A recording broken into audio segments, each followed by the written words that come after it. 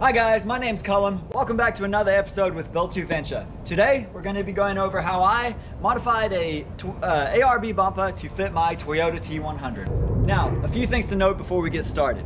By wanting to install a ARB bumper on your Toyota T100, you are entering the world of customization. Now what that means is that there is more than one way to skin a cat. Therefore, my way of installing or modifying this bumper to fit the truck is just one of many possibilities.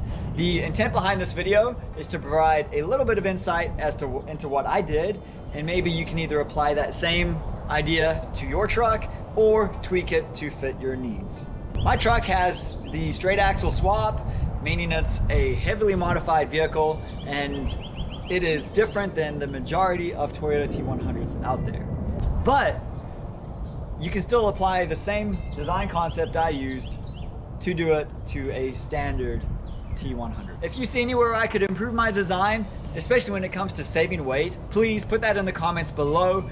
Not only will it help me, but it will help everybody else out there that is watching this video. And at the end of the day, that is the ultimate goal. Each one, teach one. So with that said, if you like this video or like the topic, please hit that thumbs up button. If you want to see more, hit that subscribe button. I do all sorts of venture videos, fishing, canoeing, trail riding, off-roading, as well as informational videos, especially regarding the T100 and my experience. To start things off, what bumper did I use? I used the 2003 to 2007 Toyota 100 series bumper. That is the Land Cruiser. I could have used the earlier generation 100 series. That would have been, I believe, the 99 to 2002. But I found this bumper for a great deal. A few other people have used a Tacoma bumper, as well as a few used the FJ bumper. Of course, there's slight differences between all of them. Unfortunately, I don't have all of them at hand. Otherwise, I would love to do a side-by-side comparison, so that way I could give you guys a definitive which one is easiest to use and modify for the T100. Next, my modification steps. First step, aligning and fitting the bumper as desired. I made the bumper as snug to the truck as possible for practical reasons, and also prefer the look. I utilized wood shims to set my bumper gaps. They also act as a set reference. After achieving my optimal fit, the bumper protruded approximately 2.5 inches into the wheel well. Other than that, it's a great fit. Second step, I would need to add frame horns to create a mounting location, so I removed the stock flimsy horns and welded on new ones. I used 2x4 inch 1/8 inch tubing that I found at the scrapyard. This works out well for me, as it also acts as a gusset between my spring hanger and the stock cross member. I also added a lateral gusset to the inside corners of each frame horn. Third step, sorry I don't have any pictures of this, but with the bumper in place, I used CAD, aka Cardboard Aided Design, to mock up mounting plates. I worked through several designs until settling on the final outcome explained here. Okay, so as you can see, these are the mounting plates I designed. They are still attached to the frame horns. Sorry, but I'm not going to take them off. I believe you can see everything you need to see without removing them. I have 2 1/2 inch bolts, grade 8, going to the frame horn, 2 1/2 inch bolts mounting from the plate to the actual bumper itself.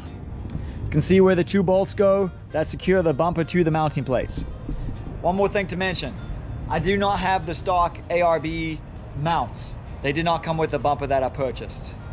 I'll put a link to a guy that installs this actual bumper on a 100 series. That way you can see what those mounts look like. The mounting plate, 1/4 inch steel, gusset, plate welded to the other plate. That allows me to secure the from the top, which helps with some of the rotational torque.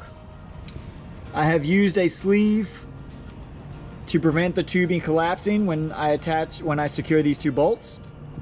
Now one thing, if you do have a stock T100, you will have access to the original tow hook bolt location. So you have a weld nut here and then one more weld nut that is under this hanger.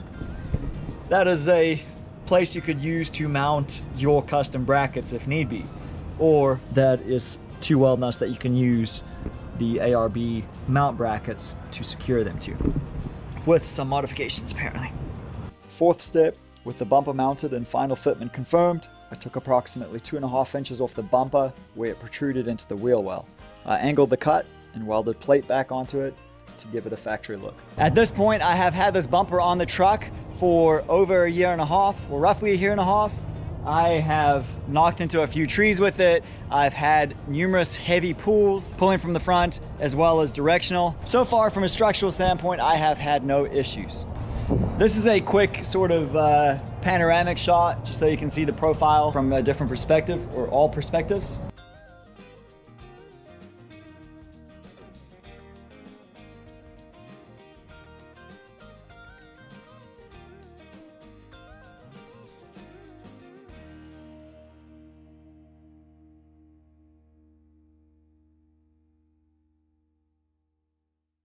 When it comes to how the winch fits snug to the truck, you can see not a whole lot of space, 1.5 inches, 2 inches probably, but that gives me just enough space to remove cables and stuff as needed.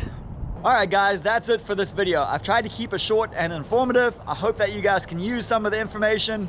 If you liked the video, please hit that like button. If you want to see more, hit that subscribe button. If you have any feedback or any other requests, please put those in the comments below. Again, my name is Cullum. I hope you guys have a blessed day, and we'll see you guys next time.